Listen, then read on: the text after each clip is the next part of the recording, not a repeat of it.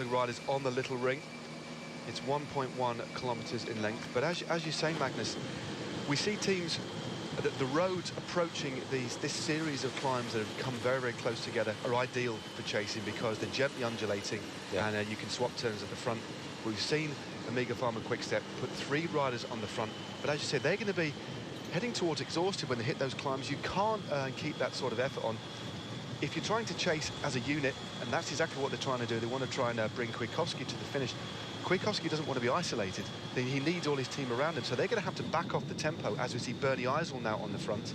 They've still got about 3 or 4 kilometres before they even hit the foot slopes of Chinnor Hill. But yeah, they're going to have to back off and then regroup over the top, but only a few kilometres later, they're straight up the next one.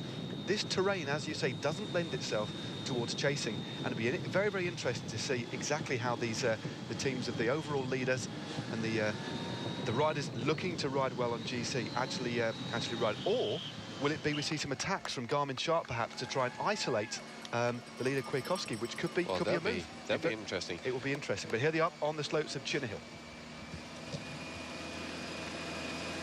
So Alex Dowsett sets the tempo, sat down, pedaling a nice low gear, that very distinctive style he has on the slopes of Chinnor Hill.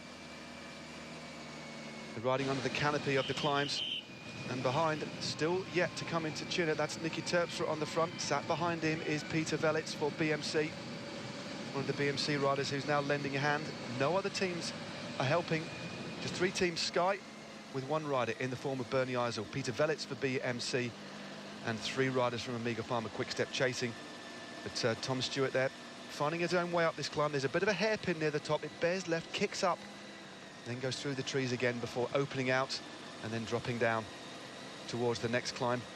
But these riders here, the gap now under 6 minutes, but there's no panic here. They're still setting that tempo, and it's about trying to... They've still got a fair distance to go. It's about trying to keep together, isn't it now? Yeah, it is. And the pace is still reasonably high as well. You know, they are working well, so I don't think they need to worry too much. It's just making sure that they do stay together, the 3 of them. Tom Stewart is actually looking very solid on this climb here. It's a bit like we said, he's not used to that pressure on the pedals on the flat, but he can certainly go up a hill all right. Alex Dowsett, though, setting a very strong pace, is pedaling nicely up the front of this climb. He certainly is using that low gear, saving his muscles a little bit. But that's the style of Alex Dowsett. Even when he's riding at 55k an hour, he uses relatively low gears, always spinning around 100 RPM, isn't he? Uses low gears, but remarkably effectively. But a man for the flat and the fast time trials, but clearly taking these climbs so far in his stride. And it's about mentally ticking down all of the difficulties ahead now, isn't it? They've got over 1 climb, 2 to go, but that's going to be a big relief to get the first climb out of the way and still have such a healthy lead. Yeah, it will be. It'll be interesting to see what the lead is going to be when the peloton actually gets to the top of this one, because I think they're going to have to back off a fair bit. They certainly are. They're not going to be able to keep that relentless pace because they're going to lose some of the riders they need to help driving. They need Golas to help drive. They need Nicky Terpstra also. They also need Vermaat, and he's one of the riders who spent a lot of time at the front. They can't afford to shed any riders so early with such a long way to go. No, and they're going to need Bernie Eisel in there as well, seeing as he's the only rider who's actually on the front for Team Sky. So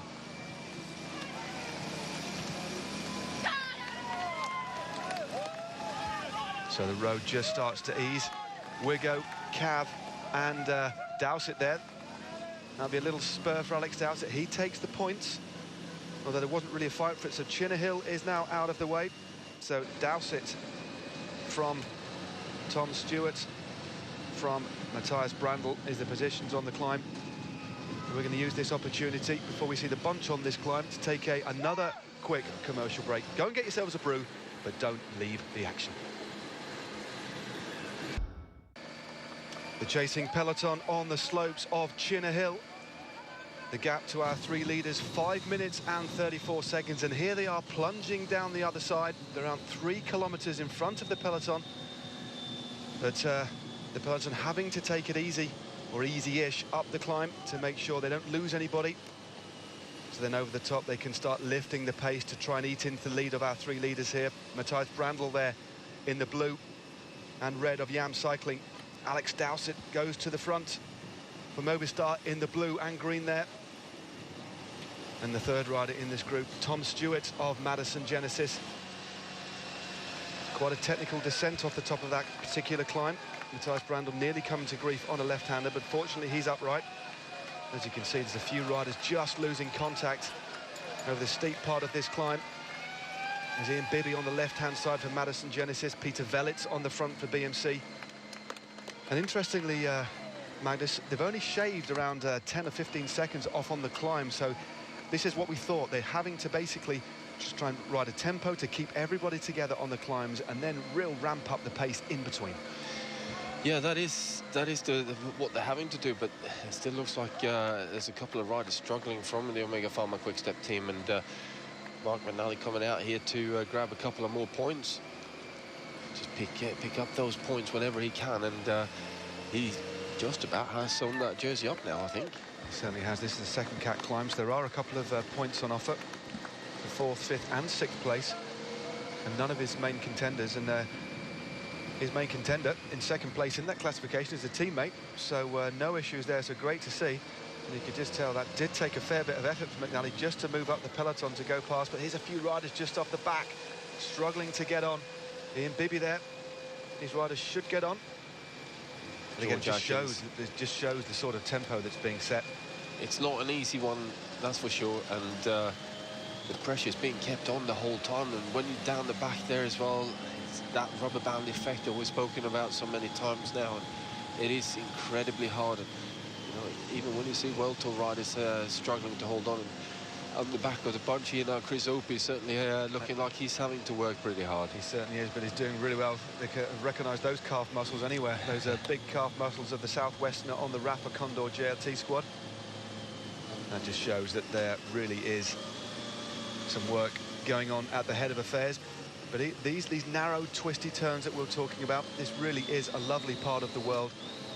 But a little Switzerland, we're liking these kind of climbs to perhaps like Amstel Gold and to Liège-Bastogne-Liège, but believe you me, it's very, very hard at all. It won't be long before the riders plunge down and start the next climb, and the next climb is Cop Hill. They'll be reaching that at 171, or the top of that climb at 171.9 kilometres. It's another 2nd category climb, and again from memory, on many occasions, similar gradient and similar distance.